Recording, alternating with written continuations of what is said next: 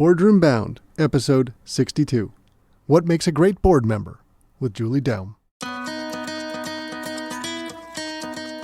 One ideal candidate that every board thinks about is they want people who are active CEOs or retired CEOs, people who sat in that chair and understand what it's like to have employees and investors and everything else that goes along with that.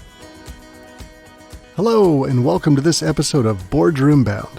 My name is Alexander Lowry, and this is the podcast dedicated to intentional leadership in the boardroom. My goal is to give aspiring and existing directors the tips, tactics, and strategies necessary to transform your confidence and build a successful career as a board director. Quick reminder, you can get all of today's show notes at podcast.gordon.edu. And in today's show, we're speaking with Julie Daum. She is the most experienced executive search recruiter that I have ever talked to. She's conducted more than 1,500 board director assignments from all sizes of companies, say a Fortune 10 all the way down to pre-IPO companies. She is regularly quoted in the Wall Street Journal, the New York Times, the Financial Times, Business Week. She is regularly listed annually, in fact, at the NACD Directorship Magazine of the 50 most influential people in governance. And she's also had experience herself before taking on this role at Spencer Stuart 25 years ago, leading their board practice of engaging boards on helping to add more diverse candidates into their pool. So Julie will be speaking us today as someone who recruits board members, who works with board members, talks to them regularly, also is a board member, and we'll share all of those experiences and have a lot of tips and strategies for our audience to think about how to best position themselves and bring their best self into the boardroom. Let's jump into the show.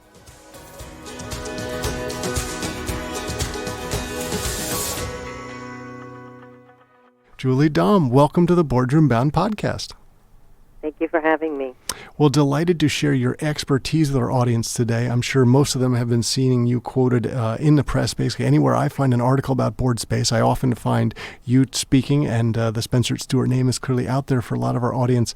Wonderful for them to get your insights as someone who runs the board of directors practice for the firm. And you're speaking not only as an incredibly experienced executive search person, but also someone who sits on boards, clearly interacts with lots of boards, knows the way that they work and speak. So I think we'll have a lot of detailed information that our audience members will pick up today. And maybe the best place to start is, I know you've been in your role working at Spencer Stuart for a long time. I think you've been with the firm since late 93. But to get to where you are took a lot of background and experience. Can you give us a sort of a precursor of how you got to where you are? Yes, like so many things in life, a little bit of serendipity. But I actually spent a little bit of time at Catalyst, which is a nonprofit women's organization trying to promote women in the business community. And I was there early days, not in the beginning, but early, and we were trying to think about ways to impact and to get more women into senior management. And the thought process was, if we could get more women in the boardroom, it would translate into more women in senior management and in the company. So we began to do some research on the issue of women in the boardroom, and then go and speak to CEOs about the importance of women in the boardroom. And they would frequently say to us, well, we think that's very important, but there are no women. And we knew that we needed to have a specific response to that we couldn't just say, oh, yes, there are. But we needed to be able to say to them, so what are you looking for? Oh, a woman in marketing. Well, let us come back to you with a few suggestions of women who have backgrounds like that. So that is actually how I got it into what I'm doing and was recruited to Spencer Stuart, which had a new board practice. We were the preeminent firm in recruiting CEOs and other senior level people, but boardroom recruiting was pretty new. And so I joined the firm, and I've spent 100% of my time working with boards ever since. And pretty successful, since you've had, at least 1,500 different board director assignments that you've completed? Yep. There's a few, yes. All different sizes and shapes of companies and industries and circumstances. So it's been thrilling. And I'm sure some good and perhaps not so good stories of the way candidates have engaged you and reach out. And maybe we can start with dispelling some myths. I'm sure for some of our audience, they're thinking, well, this is great. I just find the right executive search firm and the right person to connect with, and off I go, and they will find me a role. which is not the way it works, right? So maybe we can start with your perspective of, maybe you can paint it from your perspective. What's the ideal candidate? And how does the ideal candidate find you to be on your radar, because you do have board roles you need to fill? Well, there's two questions there. In terms of the ideal candidate, that has evolved over time. But one ideal candidate that for every board thinks about, and has since I've started working with them, is they want people who are active CEOs or retired CEOs, people who sat in that chair and understand what it's like to have employees and investors and everything else that goes along with that. So that's still the number one thing that boards are looking for. But it has, as I said, it has changed over the years. In addition to that, boards are looking for people who have strong financial expertise, who've been CFOs or maybe an audit partner, but more operating financial executives. And then these days we have a lot of boards in every industry wanting people who have strong technology backgrounds and digital backgrounds. Some of that is the changing nature of business. It's important to every company.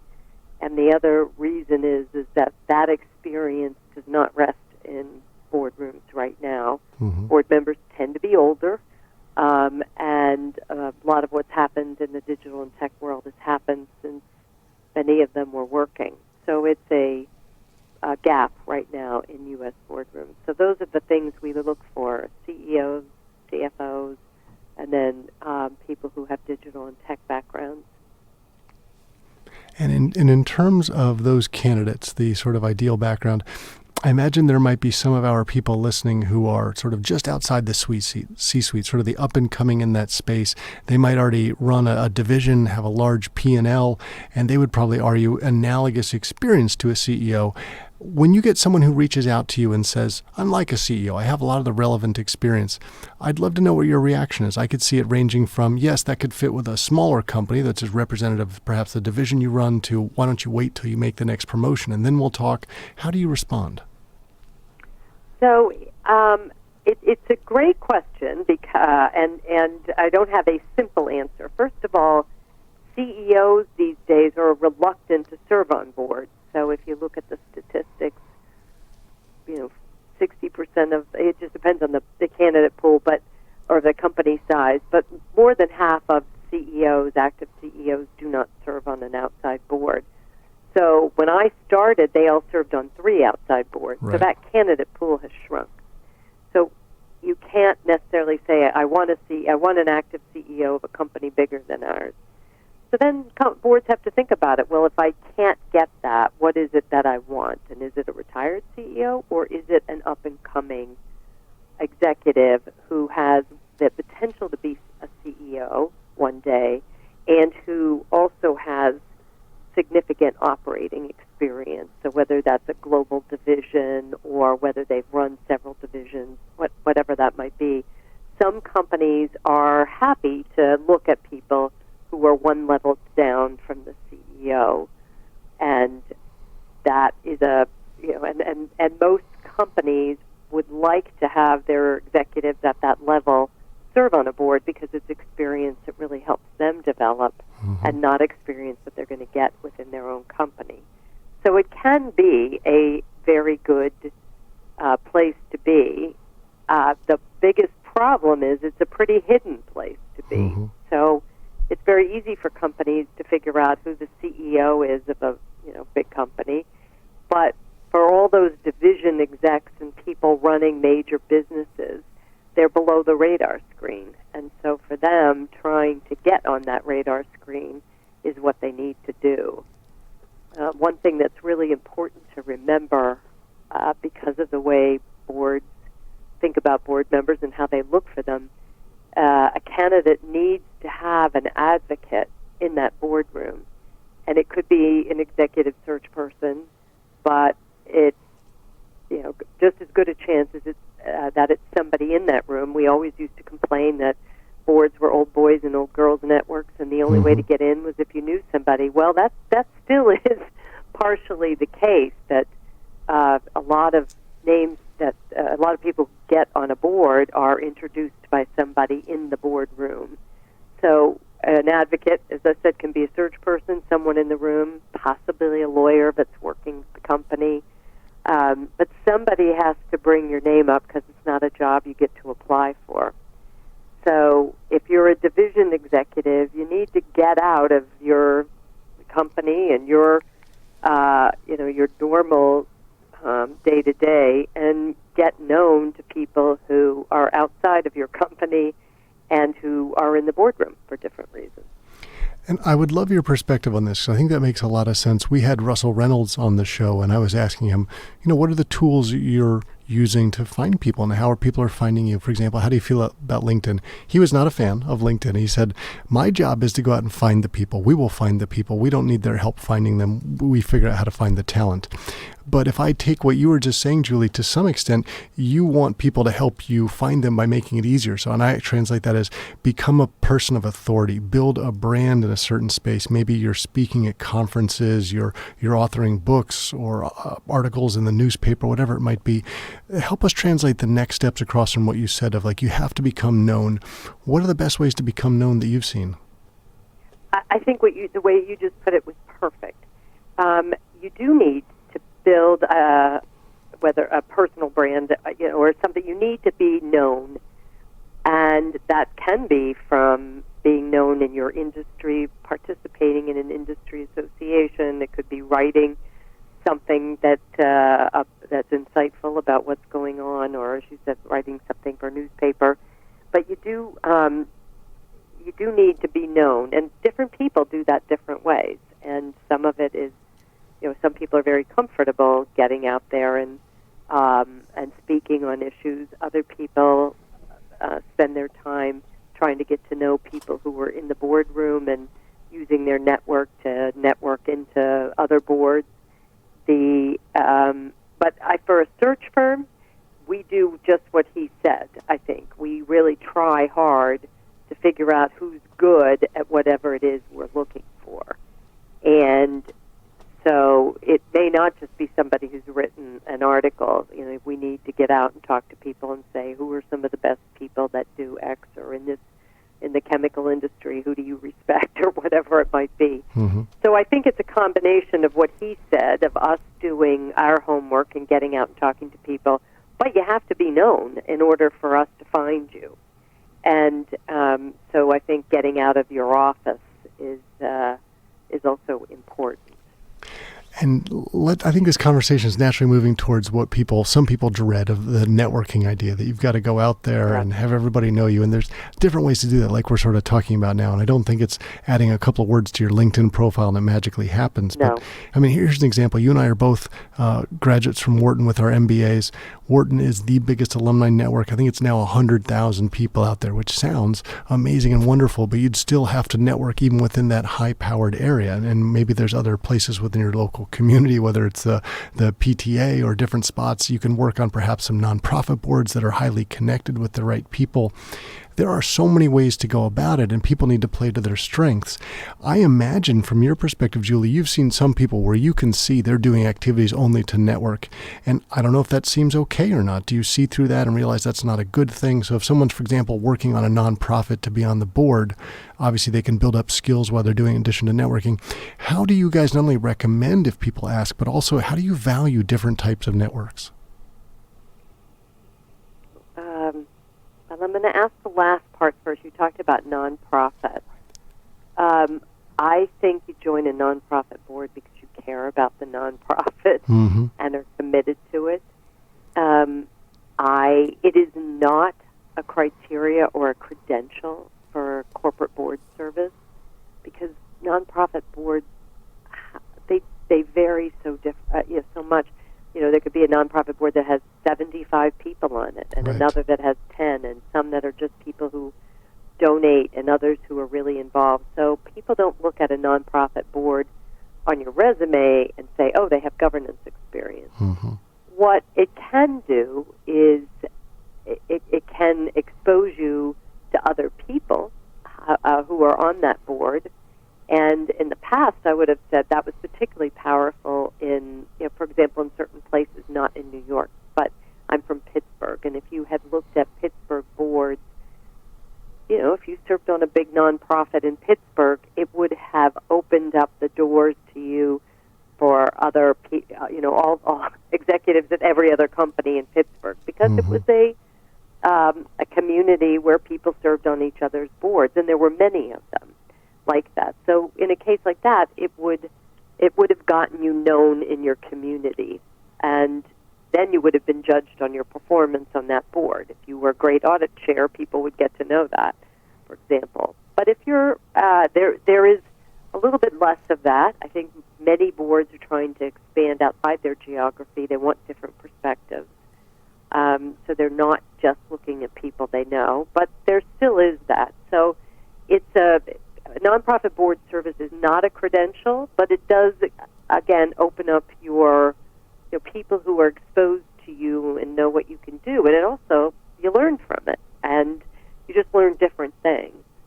So that's, I think that works. It's very hard to say, kind of in the rest of networking, what will work and what won't. Yes, as you say, Wharton has 100,000 alums. I don't even know how you would tackle that. But someplace like Wharton does have a service, or they keep track of people who are alums who are interested in serving on a board. I think they call it a board resume book, something like that. Yes, something like that. And then so a company could go there and look at that resume book for somebody who's a Wharton grad who's interested in a board position. So it's really hard, and I think some of it also just depends in what industry you're in and what your background is. So many things are, boards need industry experts. So that you can't have somebody who's a competitor, but it's helpful to have somebody who has some knowledge of the space. So if you're in the chemical industry, as I said earlier, right, they're not going to be looking for somebody who's got a consumer retail background. They're going to want people who understand that business. So being involved in industry associations would probably be a much better use of your time than an alumni association. But I think some of it is just what you're comfortable with, in terms of some people rather do this one-on-one and call 20 people and have lunch, and other people are more comfortable and on a bigger stage. So I think you have to think about, for you, what's important. I think it's also important to think about what's the right timing, because you can spend a tremendous amount of energy trying to get on a board, and it may never happen, not because you're not a good candidate, but because there is an awful lot of luck involved in it. And I always think that, especially when you're not at the end of your career, you're probably better off focused on doing a good job at what you do and having a great reputation in your company and in your industry than trying to figure out how to get on a board. I think it's something you do later in your career. Another thing for people to remember is when you join a board, you can join until you're 75. Most boards in the U.S. don't they have retirement ages of 75. So, but you should think of board service as a 10-year commitment at least. Mm-hmm. So,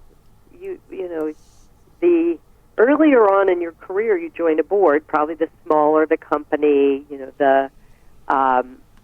might not be where you ultimately want to be. But when you join that, you have to stay for 10 years at least.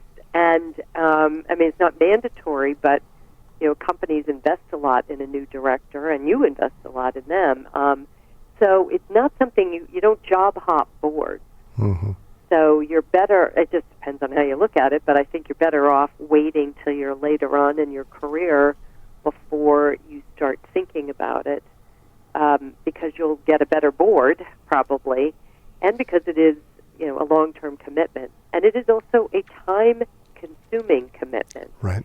And so if you're active in your company and your job and you're hoping to get that next promotion, and you're focused there, and a board takes a lot of time. And then if something happens at the company where you have an activist or your CEO quits or there's a merger or something, you know, you have to be there. You don't get a choice. You can't say, oh, I have a meeting scheduled then, right? The board service comes first. And it's very hard to do that and balance a full-time job and a family if you have a family, if you're younger. So it sometimes sounds like a more glamorous job, I think, than it is, and probably is something you don't do early in your career. You wait till you're further along, and you'll get something more interesting. And Julie, I think there's multiple parts to that. So I believe in everything that you said, and there's a couple parts of it to me is that once you decide that you want a board role, and let's say you're already in the C-suite and you're ready, it usually doesn't happen tomorrow, right? Unless you've got the most high-powered connections and they can put you right in. It's probably going to take potentially multiple years for you to build the right candidacy, build the right network, to put yourself out there. So I don't know that it's, I would never discourage someone from thinking ahead and beginning to plan a bit, but I absolutely agree with you. The number one thing is being excellent at your job, because that's what's going to get you the success. Maybe that's what helps you build that position of authority and how you get yourself out there. So let's pretend someone is planning ahead and they're thinking, okay, 3 to 5 years, I'll be in the C-suite by then, I'll have the right experience.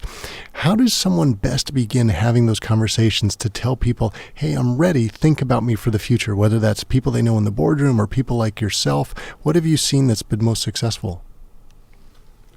I think I'll start with the search people. I think the way executive search works is we're hired by companies to look for somebody who looks like X. Mm-hmm. So that's how it, so we are always looking for people who have experience that we know is going to be something our clients might want. So we're happy to invest some in getting to know up-and-comers or people who have the right background, but it isn't where we spend all of our time. So I think you have to be judicious as you think about search people and how they can help you. So I always tell people the best thing you can do is develop relationships with executive search firms over the years before you're interested in joining a board, so that when you get a phone call from a firm and they say, we're doing a search looking for a president of XYZ division, are you interested? To take the call, even if you're not interested, first of all, you get to learn about what's going on in the market, so I think that's smart. But second of all, help that person, and give them some ideas of people. I'm not interested, but here are 2 people you might want to think about. And kind of begin to develop a relationship that later on, when you're ready to do something, you can pick up the phone and call that person, and they know you, and they and tell them, I'm interested in a board position. Can you introduce me to somebody at your firm who might be helpful? So I think it's very hard. Like if you just send a letter to a search firm saying, these are my credentials, I'd love to meet you, it's unlikely you're going to hear back. And unless you happen to have a resume that everyone's looking for, it's unlikely. And so, but if you have a relationship with somebody at that firm, you're much more likely to get a phone call back, and they will help you because you've been helpful to them. The other thing is to have someone credible introduce you to a search firm. So if you have a friend or somebody who's been placed by somebody, asking them to make the introduction helps, right? It's if I get a letter and it says, that so-and-so who I know well, said I should talk to you, then I know that that person believes you have the right credentials or the right style or whatever for a board, and I'm much more likely to pay attention to it. The one thing I do get a lot, I'm sure other search people do, is I get a lot of letters from people who say, Susie so-and-so suggested I call you, and I think, I don't know who Susie is, let alone who you are. So I think, making sure that, when you're dropping names, you actually are dropping names that are relevant. But I think it's hard. I think most people should not think that trying to get to know search people is going to be the way they get on a board. It might, but it's unlikely. We don't do huge numbers each year. Most people who join a board are introduced by someone they know or someone in that room. So that's really where you have to spend your time if you're going to do a networking exercise, is with people who know you and who will introduce you to the right places. And maybe that's a search firm, but you'll be better off having it be directly into companies and boardrooms. And Julie, I think that's probably timeless advice, but I'm sure over the last 25 or so years of you working on board searches that you've probably witnessed a lot of change in the boardroom and the responsibilities and the requirements. I would love if we could just speak to the changing role of new directors. I imagine that is wildly different than it used to be, even if we take, say, Sarbanes-Oxley and some of the other regulations into effect. It has changed. Well, first of all, it's just being a director is just a much harder job than it used to be for everybody. But we talk about this a lot now. When we used to recruit people to boards, that the advice they got was, don't say anything for the first year. You're here to, you're there to learn. And now, if somebody joined a board and didn't talk for a year, I don't know what people would think of that. That would be very bad advice. And I think it's this is something everybody's thinking about: is how do you, if you're joining a board, how do you become a good director quickly? Mm-hmm. And nowadays, this is even more of a conversation piece because so many people joining boards have never been on a board. Mm-hmm. And it used to be that when you joined a board, you'd already been a CEO, so you'd been on your own board. And then you were just joining a few other people. So you knew the job, you knew the role. And now we have a lot of people coming into the boardroom who've never been really even involved in the board of their own company because they're a level or two down. And the role of a board member is very different than the role of a management person. And that's the hardest thing for a new director to learn is, well, what actually is my job? And so you need to really think about that, and we're trying to advise companies to really help people think about that and to get them up and running quickly. But it's not a job you've ever had before, and some of it you have to be there and watch the cycle of a board over a year to kind of learn, what happens at different meetings and also, I think, to go to governance, they're not really training, but some governance programs, and to spend time with other directors on your board individually to try to learn from them about how this board operates and about the company and the senior management team and build individual relationships. And excuse me, but it's not an easy job if you've never had it before, and so you really do have to think about how do you become good at it quickly, and you need to enlist the company, I think, to help you do that. And they need to be more receptive, or they're not receptive, but they need to be more proactive in thinking about that also. Well, Julie, I imagine something else that you've witnessed over your time leading this board practice is also how the boardroom is changing. So I remember my first significant board role, when the first day I walked in, it was pale, male, and stale is the best way I can describe it. And we are seeing movements around that. So, for example, I'm thrilled to be involved in 2020 Women on Boards. We are seeing more of a push for diversity, to get diversity of thought from whether it's gender or background or socioeconomic status or international perspectives. But the pace seems to many people to be a bit slow. And as someone who's on the inside of this, I wonder if you can speak to it. I think the pace is slow. Although this year you're going to see that we're about to release our data from the S&P 500, and it's been the largest number of women and minorities coming into the boardroom ever. But I think the reason the change is slow is structural in the U.S., as I alluded to earlier. We use retirement age for board turnover, and for many boards, that retirement age is 75 or more, and people stay till they hit retirement age. And so what it means is that in any given year, turnover is about 8%. Again, I'm looking at the S&P 500 because that's what we study every year. But that that's not a lot of turnover. Mm-hmm. So there isn't a lot of change. So a board has an opening once every other year, and so it will be a while before we see the impact of the push for diversity. It's too bad. We've been talking about diversity for over 25 years, but nothing really happened until pretty recently.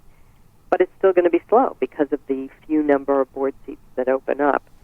I think the institutional investors have really pushed the issue of women in the boardroom over the past 2 years. They're going to push the issue of diversity broadly defined going forward. As you mentioned, it's not just gender, it's people with international backgrounds, it's people who, different ages. We're seeing a lot of that right now. Boards looking for younger people who are going to stay current because the world is changing so fast. They don't want another retired person in the room. That's a change. I think so there's just a notion of what you said, that diversity of mindset or just different kinds of people sitting around the table is helpful. And that doesn't mean that you don't need some of those traditional candidates of CEOs and people who have great wisdom and have been in the boardroom. You absolutely need that. But I think the days of having 100% CEOs in the room, I mean, it's not reasonable anymore because CEOs don't want to do it. Mm-hmm. But it's also, I think boards are rethinking that. So change is slow because of this structural, it's not a requirement, but it's just kind of moray that we have. And but people are talking about it and thinking about it, and it's happening. But it's just, when you get one opening every other year, it's going to be a while before you see real change. And in terms of change, like here's one massive thing from probably when you first started working in this space to now is LinkedIn. And some people see LinkedIn as the Valhalla of networking and the way to raise your profile and awareness. I absolutely agree it's a tool. I think if you don't use it well, you're doing yourself a disservice. I don't think that in and of itself is probably going to do that much for you if you're not doing the other stuff around it. What is your take on LinkedIn and how a candidate can best use it? I would be hard-pressed to think that for the boardroom, LinkedIn is the way to go. I think for other jobs, that way, everybody uses LinkedIn for other things. I think it's a little hard in the boardroom. I know we certainly wouldn't we wouldn't use it much. We may use it for very specific assignments, but we are much more likely to do what Russell Reynolds said, which is to go find the best person who meets that criteria. The problem with companies reaching out to a LinkedIn, or there are other databases that exist out there of potential directors, is it's a clearinghouse, and you still need to vet those names. You need to find out if just because somebody has the resume you think you're looking for, are they good at what they do? Have they been successful? And then, so you need to really find out the facts behind that background. And then you have to really understand some very important characteristics that are not on a resume, but are really important in a boardroom. And, you're looking for people who are strategic, who listen well, who work well with their peers, who don't think they know all the answers, come prepared for everything. I mean, there are all these things that are important to be a good director, and none of those things are available on your resume or your LinkedIn profile. So no matter who is looking for you or how they're looking, they need to, they may take a list of names, but then they've got to figure out how to vet them and how to qualify those people for the things that are really important. And unlike in a job, like when a company has a job opening, and they may pre-screen, they may call 15, 20 people, I don't know, or more, and interview 10 to 15 and then narrow it down. That does not happen in a boardroom. So people are pre-screened before anybody would reach out to them and talk about a board. So you don't put calls out to 15 people saying, would you be interested in XYZ board? You put out a call to a handful of people who have the right resume, but who you've also done references on and who you think would be valuable members of that board. So it's a very different process than a job search. So, as I said, we don't tend to look at LinkedIn. Again, we might for something really narrow or specific, but other than that, we would use other methods. And that makes absolute sense. And I guess one thing I would just, as we wrap this up, I would also love for you to share your perspective with your other hat on, because you sit on the board of directors yourself for organizations like Seacoast Bank and Jackson Lab and City Meals on Wheels. When you are in that perspective and you're looking for a new board member, what are the ideas that you have in mind of, like, this is how the process should run? And clearly that's probably flavored by what you do with your day job as well. But help our audience understand very quickly, if you're a sitting board member and you're going to bring someone into that room, I imagine you're in some ways risk averse. You want ideally a known quantity because you want to make sure they're going to get on really well, add value from the beginning. But help our audience to understand this a little bit more. Oof. It's so different for nonprofits and for-profits. So, because in a nonprofit, you might just be looking for somebody who's going to donate or who cares deeply about the cause, or, you have different motivations. But you're really right about, somebody entering a boardroom. A board is risk averse because, first of all, I think what I said, that person could be there till they're 75. Right. So if you make a mistake, it's a big mistake, and it is countercultural to ask people to leave. Boards do it; they do it very quietly, but generally, you're pretty invested in. You bring somebody in the room, you want them to succeed, and you are fairly patient, and you don't, in letting them become a good director. So you are risk averse, and that's why the networking is so important, because if someone in the room says, I know her and she's excellent, I serve on the hospital board with her and she's all these things, that means a lot to the people in the room because this is somebody who's seen you firsthand. So boards are really risk averse, and they want somebody who is a known quantity, or who, they can pick up the phone and call somebody and get a reference. And then if they can't, they want us to, right? They want to know that we have vetted somebody and we can tell them what we think this person will be like in that room based on other experiences people have had with them. So that's where your reputation is important, because we're going to be calling people. We're not going to ask you to give us a list of names of who to call. We're going to call people we know who serve on a board with you or who, whatever. So we're getting references behind the scene without anyone knowing. So your reputation is really important. But it is the reason that boards are risk averse, and they would prefer to have someone who's a known quantity versus taking a risk on somebody that isn't, because it takes a while for a director to become a good director. And as I said, boards are really reluctant to ask someone to leave, and if they do, it's usually after really giving them a lot of time to prove themselves. So it's board seats are valuable real estate. You don't have many of them, and they don't turn over. And if you make a mistake, it's a big deal. It's years wasted. So you're very careful about how you do it, and that's why I said, you might go to LinkedIn and look for ideas, but probably not, because the most important thing is not somebody's resume. When people don't perform well in a boardroom, it's not because of their resume, it's because of who they are and how they operate, and really many of their kind of fundamental qualities, but not necessarily where they worked or what job they had. It makes perfect sense. And Julie, we were delighted to have you on the show today. Thank you for sharing all of your expert insights and helping all of us to be more boardroom bound. Thank you for including me. That's it for this episode of Boardroom Bound. I really enjoyed chatting with Julie Daum. She's someone who I have read talking about corporate governance in the boardroom, from the Wall Street Journal to the New York Times.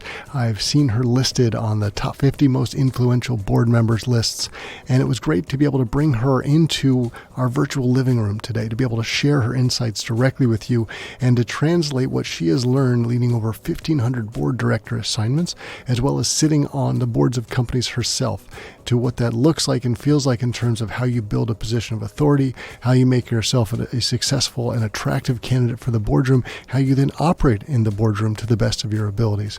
And I think she gave us a clear sense of the challenge that's in front of, but also the opportunity and the reason that you want to spend so much time getting it right. Because when you sign up for a board, you should be in for the long haul, as Julie says. You should assume you're signing up for 10 years. And in some cases, it seems like not a life sentence, but a lifetime opportunity, because you might be there till you retire at, say, 75 years. Now, any of the resources that we talked about today are available over at podcast.gordon.edu.